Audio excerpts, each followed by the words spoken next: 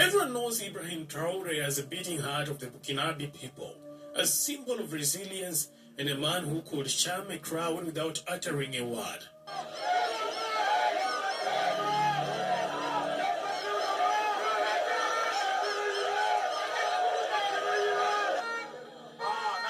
Yet, when it comes to his personal life, the man might as well be a ghost. Let's face it, being the head of a state in any country, let alone Burkina Faso, comes with a certain expectations.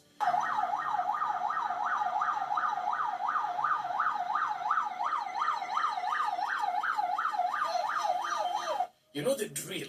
Luxury cars with tinted windows, palatial mansions nestled in exclusive locales, and perhaps a cadre of dazzling women whose sole purpose seems to be fanning the flames of his ego.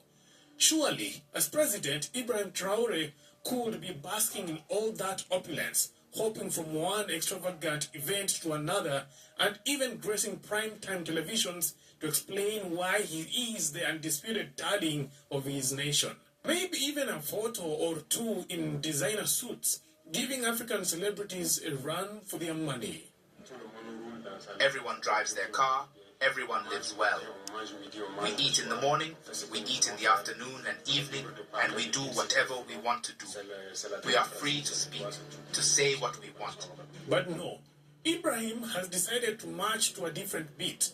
No flashy Instagram posts, no glitzy interviews, no scandals involving secret offshore accounts, suspicious contracts, or a harem of admirers. And most mysteriously, no sign of his family, not a wife, not a child, not even a distant cousin popping up at a state event claiming to share the same bloodline.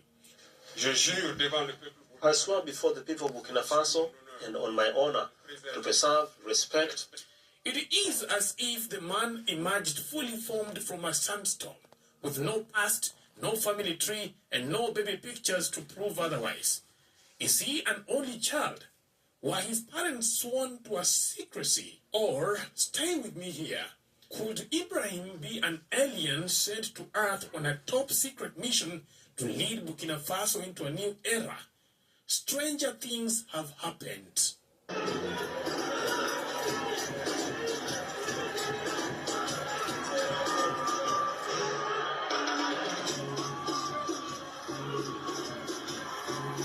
Even the woman who warms his bed, the phrase alone is enough to make tabloids salivate, is nowhere to be found.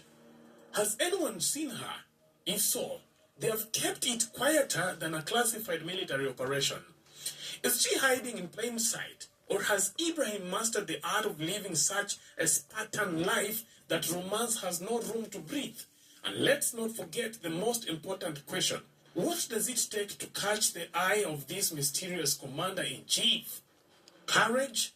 Wit? A certain je ne sais quoi? A national conference will appoint a new interim leader by the end of the year, he said, and an agreement with West Africa's regional bloc for a return to civilian rule by 2024 would be honoured. Before September 30th, 2022, Ibrahim Traoré was just another captain in the Burkina Faso military, a man among men, earning his stripes since 2009 and working his way up the ranks. Outside his immediate circle, he was practically invisible. But then, in a move straight out of a political thriller, he overthrew the government, stepped into the spotlight, and turned the country and the world on its head. And yet, even with the world watching, he remains an enigma.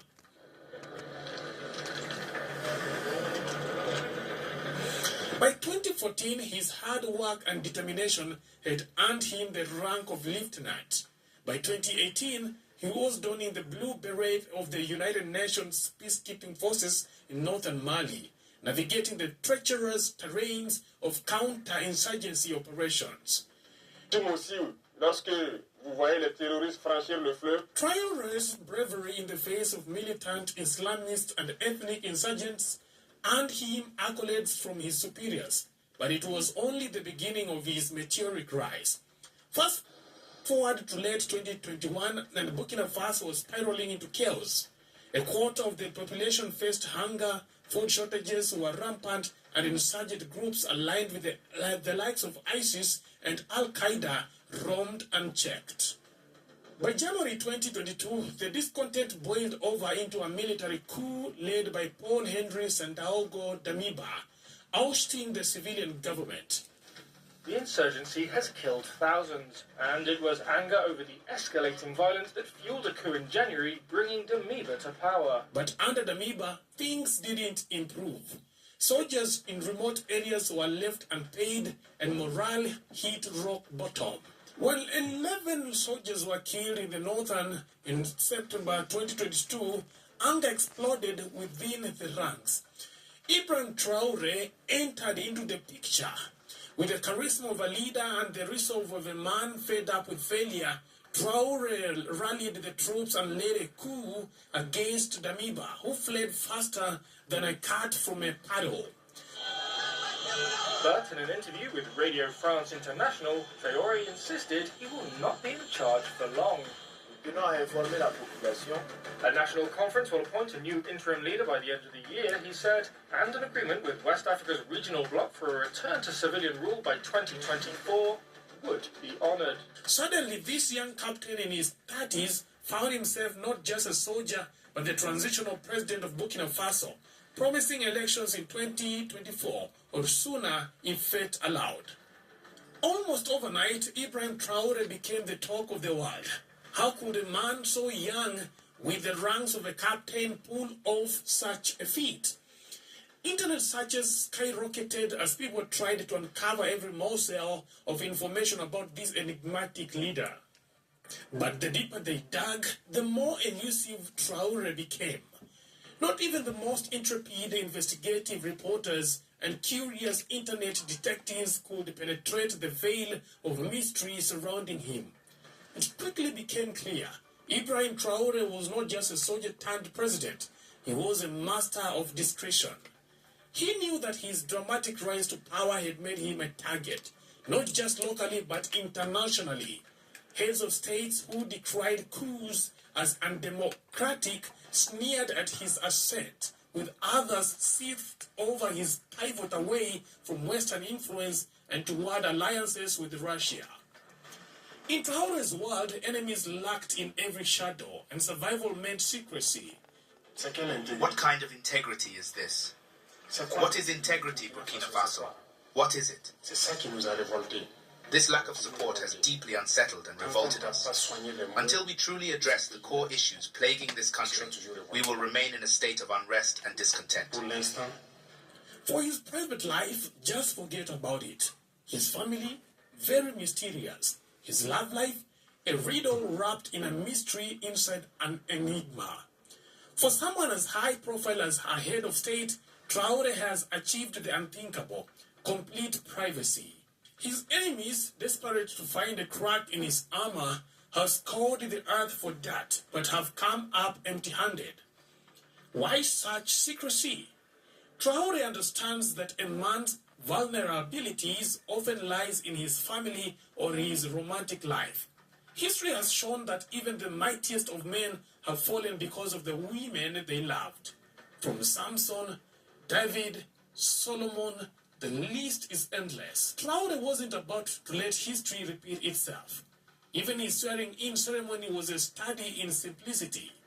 While other leaders might parade their spouses and families for the cameras, Traoré showed up solo, dressed in military regalia, pistol on his hip, no lavish display, no foreign dignitaries, just him, his bodyguards, and the Constitutional Council of Burkina Faso. I swear before the people of Burkina Faso and on my honor to preserve, respect, uphold, and defend the Constitution, the Charter of Transition, and the laws, to make every effort to guarantee justice to all inhabitants of Burkina Faso. It might go down as one of the most modest and cheapest presidential inauguration in history. We celebrate heroes every day, especially those who fall on the battlefield.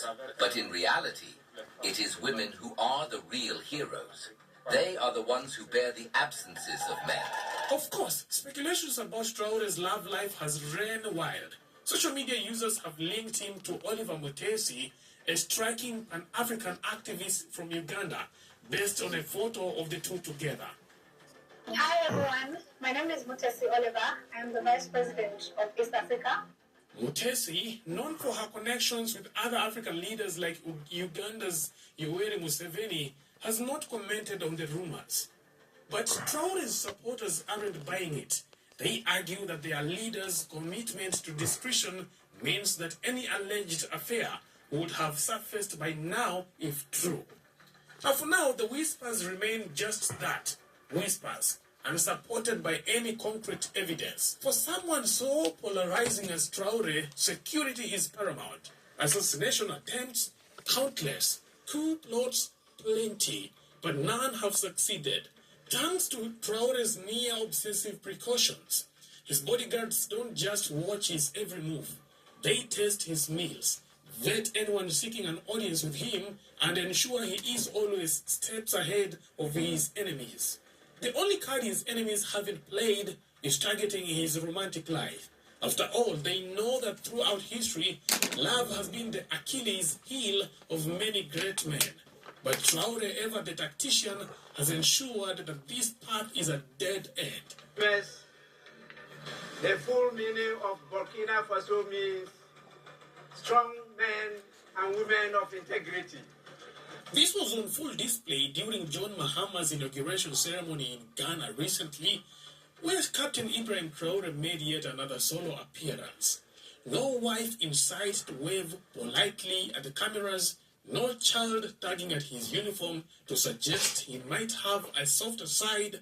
It was just Traoré, his ever-reliable pistol on his waist, and a squadron of bodyguards who looked like they'd sooner dive into a firefight than let anyone get close enough to ask about his personal life. A man, his pistol, and his entourage. No frills, no family, just pure, unfiltered Traoré.